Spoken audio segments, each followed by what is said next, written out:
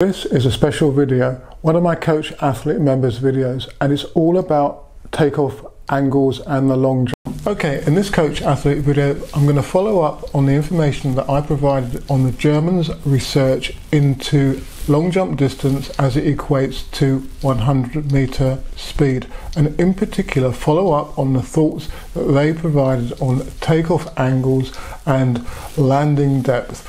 I'm going to bring it up to date with some more contemporary research, and I'm going to answer a few questions that quite a few guys on the channel and in the coach athlete members area have been asking about, and that is getting height from the board and optimum takeoff angles. If you haven't already, do go back and take a look at the previous video in the coach athlete series on the German research. But I'm just going to go through one particular slide, as this is pertinent to what we're going to discuss in this particular video, and that's all about flight time takeoff angles and what happens to the body's centre of mass. The Germans say that a body that is projected vertically into the air requires the same length of time to fall as it did to rise. So that's pretty self-explanatory. It takes the same time to get to the high point in the jump, and then it's the same time to get to the landing point. All forces which have an effect on the body do so at the centre of gravity. Now for me, that's the centre of mass, which is around the hip area. So when you plot the flight path of a jumper, it's around the hip height. And that means that the forces that affect that position create forward or backward rotation. And that is a result of not being able to control forward momentum, forward rotation I should say, or backward rotation from the takeoff board. That is controlled by utilising an effective hitch kick or hang, for example. Now, third point, at takeoff, the path of the centre of gravity cannot be altered.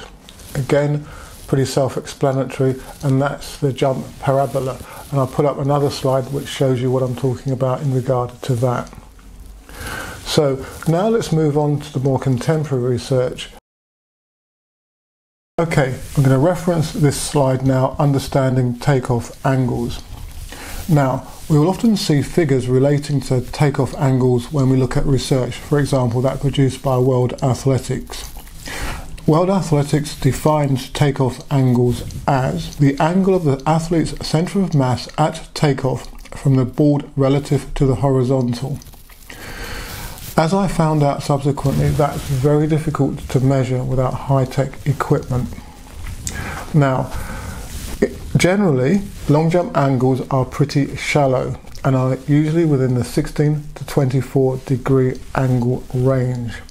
Initially though, what determines takeoff angle? Well, as I've said in many of my videos, you've got horizontal and vertical velocity at takeoff. And it's the interplay of those two velocities that will determine, to an extent, the takeoff angle.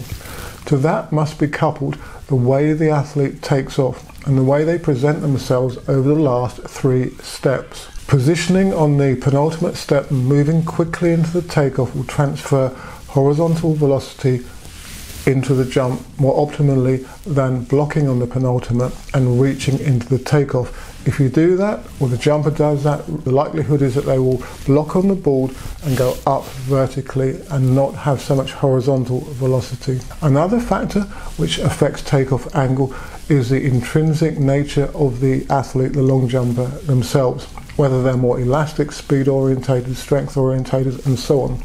And also if they choose to block on the takeoff board. From what I understand, the most effective way to take off is with the foot coming back onto the board at takeoff to transfer velocity across the board and upwards. However, certain jumpers like Ivana Villetta do push their foot out more in front of them and block more, and that sends them up more vertically as well as horizontally. So it's the interplay of those two velocities which is going to determine the angle of takeoff plus the way the jump is set up and the intrinsic qualities of the jumper. I'm now going to go on to some Australian research which looked at three high-level long jumpers and tried to calculate their optimum takeoff angles from jumps within a training situation, quite numerous jumps at that, and then comparing them to their competition jumps as well, to see if there was any differences. And from that, the researchers tried to provide the jumpers with their optimum takeoff angles. This slide provides some more information about the jumpers and also what the researchers were trying to do. As you can see, there were parallels with the German research in terms of the way that they calculated jump distance and also the application of what they found to assisting developing the ability of the jumper to jump further using a specific takeoff angle. We'll see as well that we had one jumper who I think could have been Mitchell Watt or Fabrice Lapierre, whose best was 8 meters 30 at the time. And we had another jumper, 7 meters 94, and another one with a 758. This slide shows the three jumpers' takeoff angles in competition and then a calculated optimum takeoff angle. So jumper number 1, 830 jumper, competition takeoff angle was 21.4 degrees plus or minus 3 degrees. And they calculated his optimum takeoff angle to be 20.9 degrees. The 7 meters 94 jumper, competition takeoff angle steeper, 23.5 degrees. And they calculated his optimum takeoff angle to be 21.6 degrees. What does that tell us? Well, it's telling us, in the case of the 7 meters 94 jumper, that he would be better off going across the board faster and not putting so much force onto the board in order to generate more vertical lift. Now, I have to say that's not going to be a conscious effort on the part of the jumper. It's just the way that they set and deliver their jump. But the research is indicating that they will jump further if they are able to get a shallower angle. And I think that's the kind of message that I'm going to get across, trying to get across in this video, that we, if we can, have got to look at the angles of our jumpers and to see whether their flight is optimized as a consequence of their specific takeoff angles. Okay, findings and relevance. Well, I've sort of touched on that a little bit when I spoke about how we can hopefully try to utilize what we see as an optimum takeoff angle for our jumpers and employ that so that they can get their furthest jumps. Perhaps I need to clarify that a little bit more. Paul, one of my jumpers, has always been a bit of a blocker on the board and can go vertical more than he can go horizontally, or at least he puts in more vertical velocity than perhaps he should. And you can see that because he goes up and then he comes into the pit at quite a steep angle, and he's controlling his movements relatively well with his hitch kick technique. So it's to do with the way that he takes off. So recently I've been trying to get him to step more quickly into the board with a shorter and quicker last stride, and getting more penetration through his free leg swing and takeoff drive into the jump to get him to go up and out rather than up and down. So that's what I'm talking about here in trying to understand the optimum takeoff angles for your jumper. Just noting some of the consequences of the research, the team said that, and somewhat echoing what I've just said, that increased takeoff angles resulted in greater takeoff height. And I put in brackets, no surprise there. And that faster takeoffs and lower angles improved landing distance. So again, no surprise. That's the ability to get the feet out in front of the centre of mass, as the German research alluded to in terms of optimising landing depth. Now, takeoff distance was the distance travelled by the jumper's centre of mass at takeoff. So again, that's just reaffirming what we already know. So, reiterating some of the take-home messages. For the official distance to be within 5 centimetres of the maximum achievable distance, the takeoff angle must be within about 1 degree of the optimum takeoff angle. What's optimum depends on takeoff speeds. Loss of takeoff speed was more important a determinant of jump distance than slight variation in takeoff angle.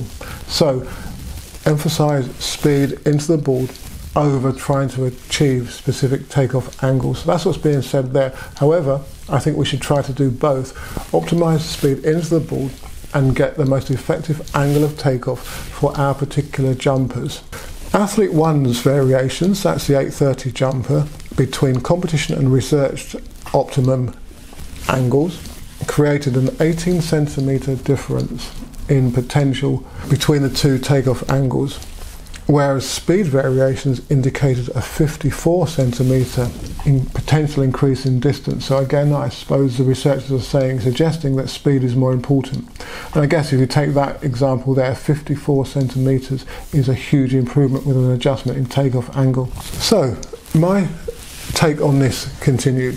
Takeoff angle is important, and the research indicates angles of around 20 degrees being optimum for the takeoff, achieved through fast takeoffs. We'll probably be aware of this, but it does, as I've said, have implications for training. I often stress that too much short approach jumping leads to difficulties with taking off at speed, and therefore faster approaches are needed. So to this we can now add changes in takeoff angle that result from shorter approaches. So this means that if we're doing too much short approach jumping, because the board contact is going to be longer, the jumper is going to be able to potentially gain more height. So therefore we have a further reason for jumping off medium to long approaches in training and doing full run-ups with takeoffs at least, in order to optimally prepare the jumper to take off at speed at the right angles and with the right board contact times. Now, a very practical piece of advice. We can look at the jumper's angle of their takeoff leg as they leave the board to get an indication of the angle and the way they project their body off the board at takeoff. If that angle is steep, then they're predominantly going to jump upwards as well as forwards, but more up than forwards. Whereas if there's more of an extension through the drive leg off of the board at takeoff, then they're going to go out and up, as I've said in the past, and have less time on the board in consequence, because they're going to move over it and not block to a small or large extent. So that's something that I think that you guys should do with your jumpers. Look at the angle of the athlete's takeoff leg as it just leaves the board, and where their hip position is in the split between the free thigh and the takeoff leg. In this side here, there's a couple of variations in takeoff angle. It has been suggested that if the torso is inclined slightly forwards, you're going to go across the board more quickly, and that could be worth experimenting with. But again, that reflects how the takeoff foot is put on the board. If it's more in front of the centre of mass, then invariably the torso angle is going to be more upright, potentially even leaning back.